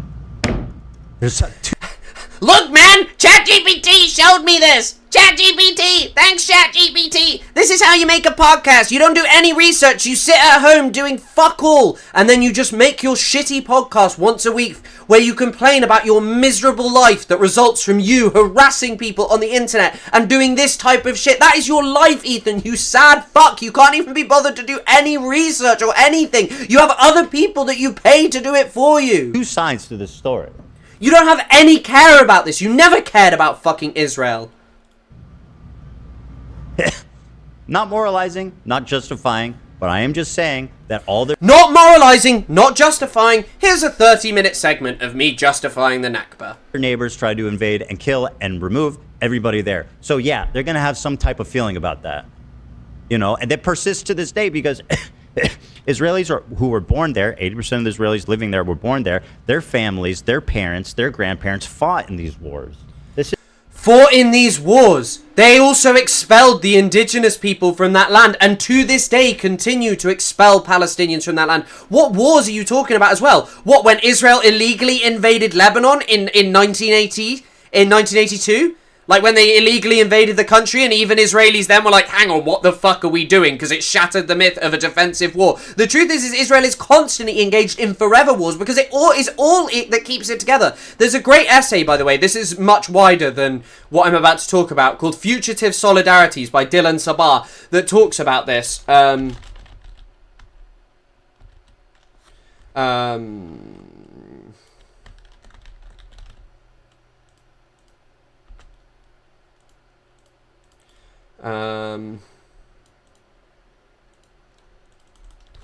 Let me see if I can find it with Quasi.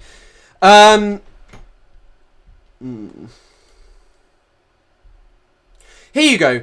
Each takes its... By contrast, Israel and the United States are imbued with a politics inherent to settler colonialism as a structure exit.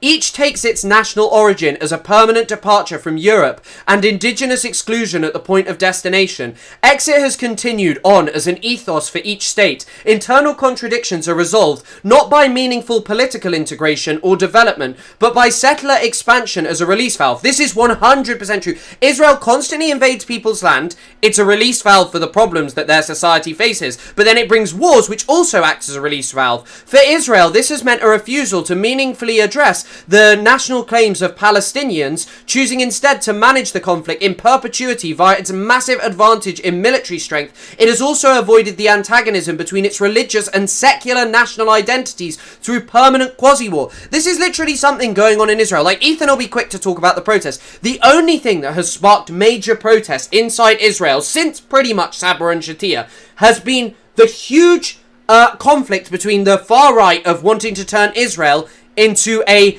Jewish state governed by halakha law. Because what the fuck is a Jewish state? What does a Jewish state mean? Does that mean a state that's only for the Jews? Because that's already what Israel kind of is. Or does that mean a state that is governed by halakha law so as to keep Jewish traditions alive, which would be more contiguous with the concept of indigeneity, as these people sort of talk about it, like, yeah, we kept all these traditions alive. So what does it actually mean? What is a Jewish state? What does it mean? And I'll just add this because it's cool. The United States too has continually deferred the fundamental class conflict engendered by the gap between the American promise and the American reality through the frontier itself, first as manifest destiny and then as global hegemony. Hegemony. This is fresh. This isn't like the Holocaust happened so long ago. Oh, we're so sorry this thing happened to you. Time to shut up and move on. This is fresh. Comparing the Holocaust to, like, what Israel does now is fucking insane. Like, that is insane work, bro. Like, just sitting there and going, yeah, well, this is fresh stuff for us, saying, like, oh, the Holocaust, this is, like, comparable to the Holocaust? Oh, this is not a fucking healed wound. Okay, so everybody in healed wound. Stop doing genocide. Stop settling Palestinian land. Offer some kind of meaningful solution. Let Palestinians return to their homes instead of constantly doing huge massacres in other countries all over the region and constantly interfering in their politics. End Western imperialism. Like, seriously, why the fuck are Western countries still interfering in the Middle East, sitting there and taking this reductive lens that, like, is just the perverse things that you want to think about, of like, yeah, Israel's constantly under attack, rather than viewing this as, hey, Israel is literally just part of the Western structure of imperialism in the Middle East. Is crazy. The Middle East is it's getting fucked, right? It's horrible. There's war. There's conflict. There's ethnic cleansing. It's this continual shit show. And there's a genocide happening. Crazy! This shit is crazy. The Middle East is not a shit show. The Middle East is not chaotic. The Middle East is not barbaric and filled with savages. This guy, as I have always said, is an Orientalist racist. And Orientalism is nothing more than a form of racism, which treats the other as monolithic, as substantial, who is barbarous, backwards, and is capable of resisting modernity, something that no human being has ever been. No human being has ever turned back the tide of modernity. But what I will say on this topic of how he dares to speak about the Middle East. Who is the one fucking up the Middle East? Who is the one doing genocide and ethnic cleansing? Who is the one, since its very existence, has marginalized the indigenous people, who has been rejected by both the Palestinians and the inhabitants of the region? Well, it's fucking Israel. It's fucking Israel. It's not anything else. Well, it's Western imperialism, and Israel is a conduit of it, and Western imperialism generally. But these countries have interfered in places like Bahrain. Western governments gave cover to the dictators there. Philip Hammond was praising them, who was like a UK ambassador. Barack Obama gave weight to the narrative that Iran had interfered in Bahrain, and they gave cover, and they are friendly with a regime in Bahrain that arrested people, tortured people, murdered protesters, And when it came to doctors, they put doctors and nurses in prison for up to 15 years for helping people wounded during a democratic struggle. We have done nothing about Abdel Fattah el-Sisi. In fact, we constantly give him weapons because he is our Western ally, whilst he is a brutal, barbaric dictator who killed 1,000 of his own people in a singular day. In Yemen, we let the Saudis bomb the shit out of the country, create a famine there, whilst America trained them, whilst America let them refuel their aeroplanes, and we gave them cover. The UK government continued to sell weapons to these dictators. Like, the Middle East is not this chaotic, barbaric place. The Middle East is the way it is because of chaotic and barbaric regimes that we are associated with. Like the United Arab Emirates, a dictatorial police state who funds genocide in Sudan, who collaborates with Israel. The poor people of Sudan suffer right now, and people like Ethan would bring it up, and he did bring it up. The reason Ethan brought it up, though, was not to say, like, anything about it. It was just like, there's real famine in Sudan, actually, And it's just so fundamentally ridiculous, when the reality is the reason that the Middle East is chaotic, lacks democracy, and all of these things derive specifically from the Western desire to refuse any kind of meaningful change. Did you know in the 1920s in Syria, they wrote a constitution that was like Syria should be for all of its people, but that couldn't stand. No. Syria needed to be invaded. Syria needed to be governed by the French. It needed to have a monarchy there that was set up by the British and the French. When people view the Middle East in the way, it's just despicable. To on Saddam. Saddam was a barbaric piece of shit. He genocided the Kurds, and anyone who speaks otherwise and dares to talk about Palestine is wrong, because Saddam Hussein engaged in a policy called Arabizing in areas like Kirkuk and oil producing regions that were predominantly Kurdish. They would move out Kurds through a campaign of gas, ethnic cleansing, expulsion, genocide. And Saddam Hussein did this in order to Arabize certain areas so as to control them to fit with his political goals. And we were selling him weaponry. German companies were selling him, and Western companies sold him, it may not be specifically German, but I believe it was, sold him gas whilst he gassed the Kurds. And the Kurds wrote to us about what was happening to them. to Gazans, just Exactly. Who put the Saudi royal family into power? Western McJihad by Timothy Mitchell is really good about this. It's like, if you literally look at it, the vast majority of regimes that were closest to the UK and US were dictatorial. Those who charted their own path ended up with something democratic. Just because you don't like Hamas being... he didn't only kill Kurds, you're correct. He killed Shias and a political opponent, so many different people. You are correct. He is just an example of... I just use that as an example, like the Kurds is the one I know the most about the plight of. I don't know enough about the Shias, I'm afraid, and also any other sort of minority group persecuted by Saddam, that bastard Saddam Hussein. But yeah, like just like on this topic, it's ridiculous. a horrific fucking... Yeah, started a war against Saddam, and then they fluctuated between supporting both sides, giving Iran weapons when they looked closer to defeat, giving Iraq weapons when they looked closer to defeat. Development and what Netanyahu and they're all doing there. Dude, I'm ready. Fair point. The counterpoint. Fucking Arabs! The fucking Arabs invaded! I'm ready to send Netanyahu to the... I'm ready to fucking... Send Netanyahu to where? Woo! Ha ha ha! Awesome! You're so willing to persecute the only... Sorry, to persecute is not the correct term.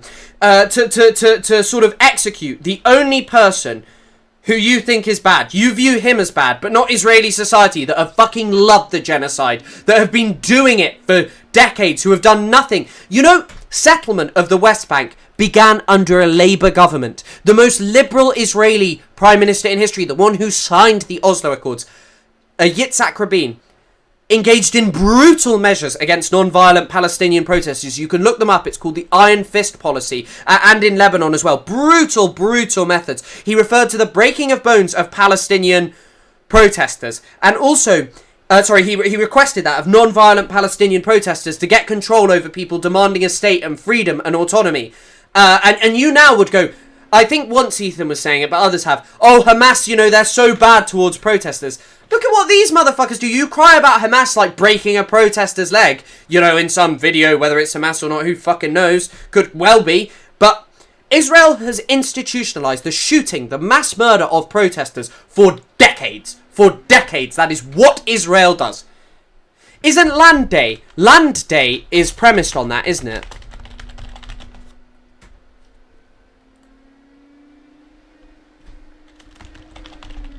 Israel one time just massacred a whole village of Palestinians who didn't know there was a curfew, by the way. Here you go. So, Israel military and police killed 6 unarmed Arab demonstrators, half of whom were women, injured 100 more. So this is the context of like the first protest for Land Day in 1976. Like, these people are just insane. Like, Israel is just like, blame Netanyahu. I thought about making a video. I might watch that other guy who made one called Netanyahu and Nuremberg, and talking about like just how people want this Nuremberg for Netanyahu, but you need a Nuremberg for the whole of Israel. You need a Nuremberg for a society that feels nothing. I'll just find it because it's definitely a legitimate article. So I'll just pull it up off.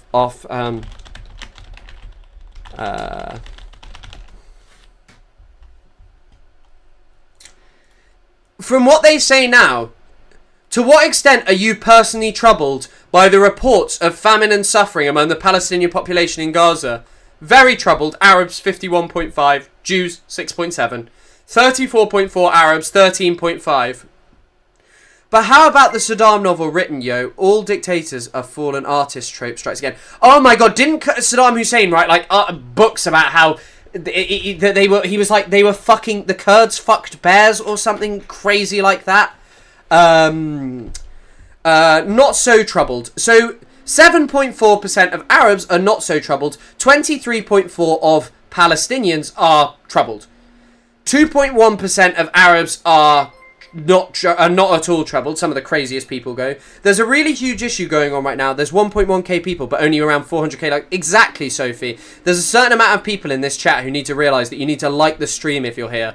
It's my one request, and that you all go watch my content. But 55.6% of Israeli Jews are not all troubled. You know what? Like, when people are like, Palestinians actually supported October the 7th.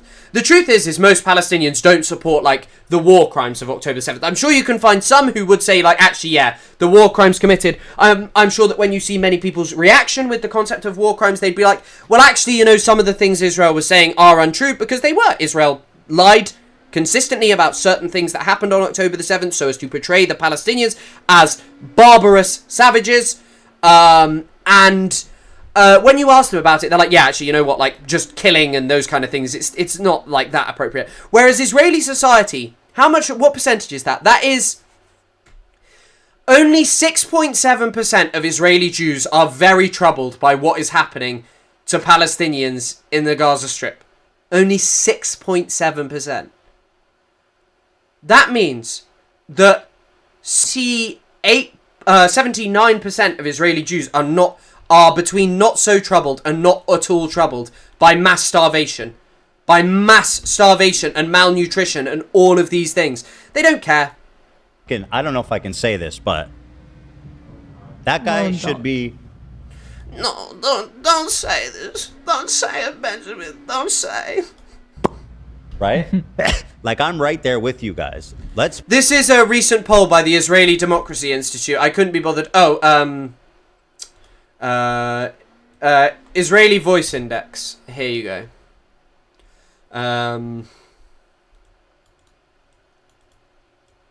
Look at this. 78.1% of Israeli Jews believe that Israel is restricted and they're making major efforts to help the Palestinian people. Reporting on the following topics. The extent of Palestinian suffering, believed to a great extent, believed to a fairly large extent. And someone said Druze are included in Arabs, so that's what skews it. That's interesting, I didn't know that. To be honest, I just thought that there were some crazy fucking Arabs, because there definitely are. Like, Mosabaz and Yusuf! I am the son of Hamas! And I hate the Arabs! On the... You think you're the only one? Have you seen? And you trust this poll? I think the truth is you can see this in Israel. The thing is that like Hila chimes in, but like where are the major protests in Israel? After Sabra and Shatia, there were huge protests inside Israel, humongous protests inside Israel.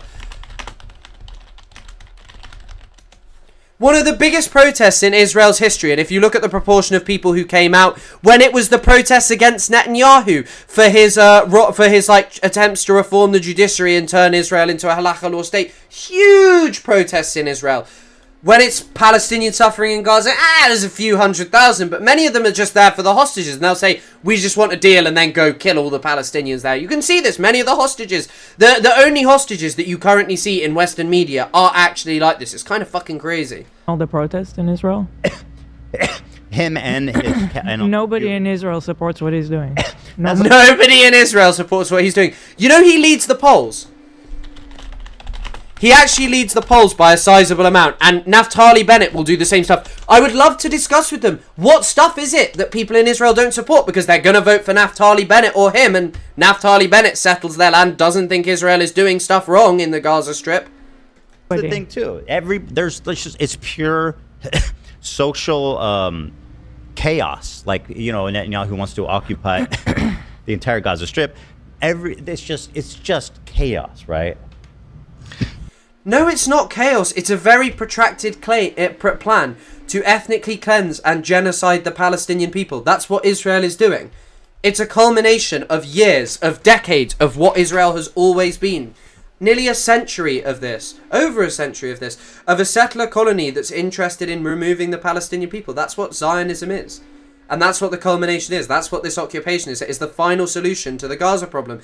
Yitzhak Rabin, also someone who I just mentioned, is very famous for a quote where he says, "I wish I could one day wake up and find that Gaza had fallen into the sea." That's what he believes. People have been on the street all day, every day. I mean, nobody supports what he's doing. Just a quick correction. I'm seeing that people commemorate the Nakba on May 15th, but it started in 1947. That's what I'm seeing. Why do they commemorate it on May 15th? Why do they commemorate on May? He can't even admit that he's wrong. He can't even admit that he is wrong. He cannot admit that he's just been like, oh shit, maybe I shouldn't have said that stuff. That stuff was really inappropriate. Like, the Nakba started before that, so sitting here and being like, Palestinians, saying this stuff is just totally inappropriate. This catastrophe... Not sure why on that day. That doesn't really The make Nakba sense. was one incident. It Yeah. happened. The Nakba was one incident. No, it was a fucking structure, Ethan. And this is the problem of Zionists. They refuse to associate. This is why you have to abandon Zionism and why someone like Ethan Klein will never be an ally. Until you abandon the concept of Zionism and understand, like, there's nothing redeemable about this.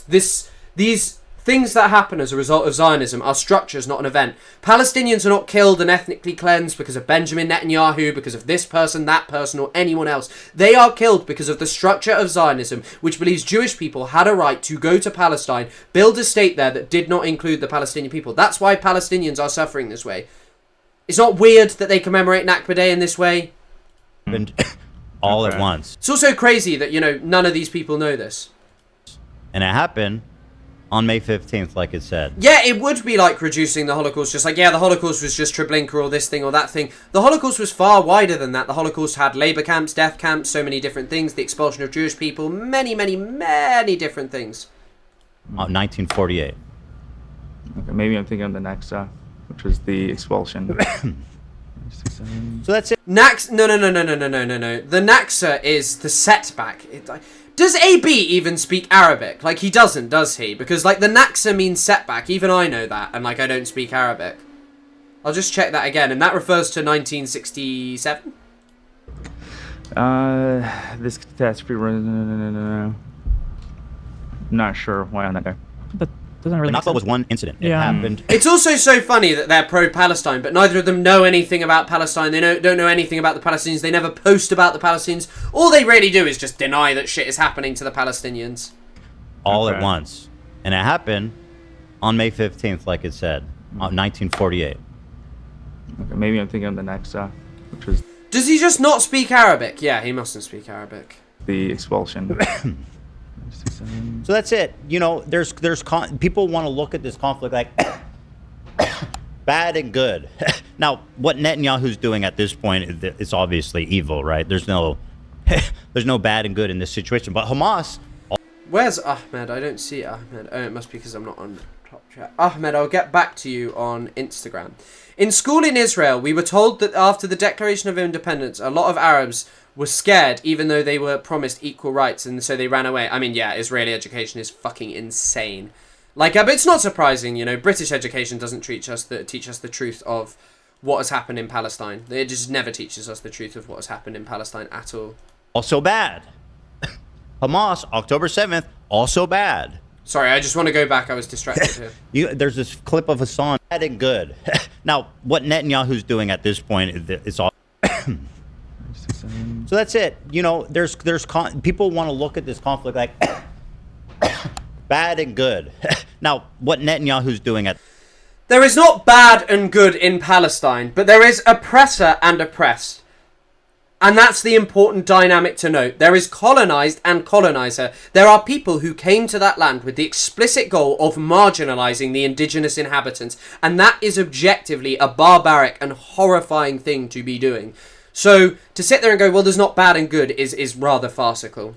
At this point, it's obviously evil, right? There's no bad and good in this situation. But Hamas, also bad.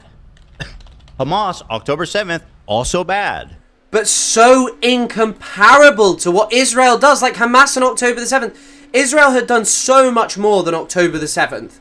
Like over and over again. Sabra and Shatila bigger than October the 7th. So many other things. The 1948 Nakba. Prior to that. Worse than that. Israel's entire history is just humongous massacres of indigenous people. There's this clip of Hassan where he goes... He's sitting there with that guy who's in every terrible clip, MNP or whatever. And he goes, why is Israel bombing Lebanon? And Hassan goes, because they're there. But Ethan, you don't even seem to ever have the capacity to understand or bother to mention why Lebanon might attack Israel. In fact, you seem to just think it's because they're all devious anti-Semites who just want to kill Jews and expel them. You would never mention, hey, Israel has interfered in Lebanese politics, trying to set up a Maronite Christian state there multiple times. They tried to do it when they invaded. They wanted to set up fascists, the phalangists, as the rulers in that country because they were benevolent to Israel, because they were a group who relied on Israel. You want us to, like, just, you know, think... There's no context with that stuff, but then with Israel, oh yeah, just this really affects every Israeli, you know? It's so crazy, like, listening to this shit about, like, oh, Israel just attacked Lebanon. Lebanon resists against Israel, and it resisted against America as well, because America and Israel did heinous shit to them. Okay. Anyway, that's all I have to say about that. That's all I have to say. That is a very long fucking... It's actually not even that long a segment. God, that was only like 10 minutes and we got through it in so long. Jesus Christ. That nearly took 2 hours. Grok is literally Mecha Hitler. Yeah, I tend to agree with you. Why is Ethan a fucking psycho? Should we ask ChatGPT, is Ethan Klein a Zionist? Hell yeah.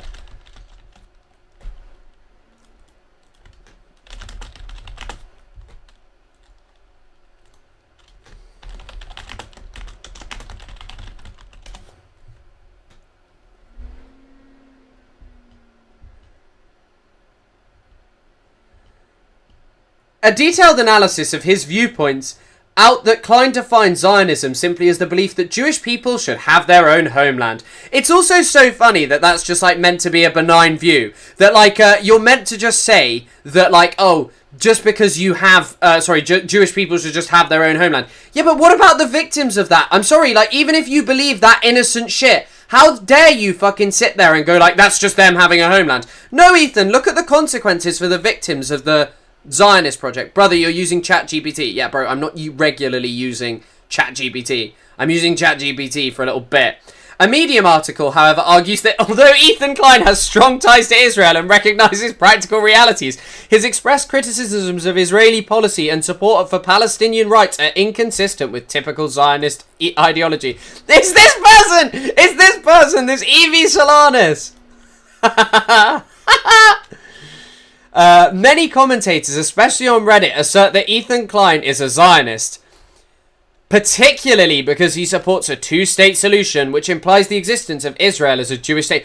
How is Reddit like a great source? Users have also highlighted that he originally pushed back being labelled a Zionist, but more recently appears to accept or embrace the label. Others critique that Ethan Klein and his own team often shift narratives, condemning Israeli government actions while still refraining from denouncing Zionism itself. There's strong spectrum of online opinions. Some accuse him of performing sympathy for Palestinians without meaningful advocacy. Whether I think Ethan Klein is Zionist or not depends on how strictly you define the term. Under the basic definition, believing in a Jewish homeland, he fits the label, even by his own admission. Yet given his critiques of Israeli policy, he might align more closely with a liberal Zionist position, which accepts the concept of a Jewish state while supporting criticism and reform. So yes, by most definitions, and especially by his own, it's fair to call him a Zionist. It wouldn't call Ahmed Fouad al-Khatib one, really. I mean, also, by the way, the sources for understanding Ethan Klein as a Zionist are just Reddit.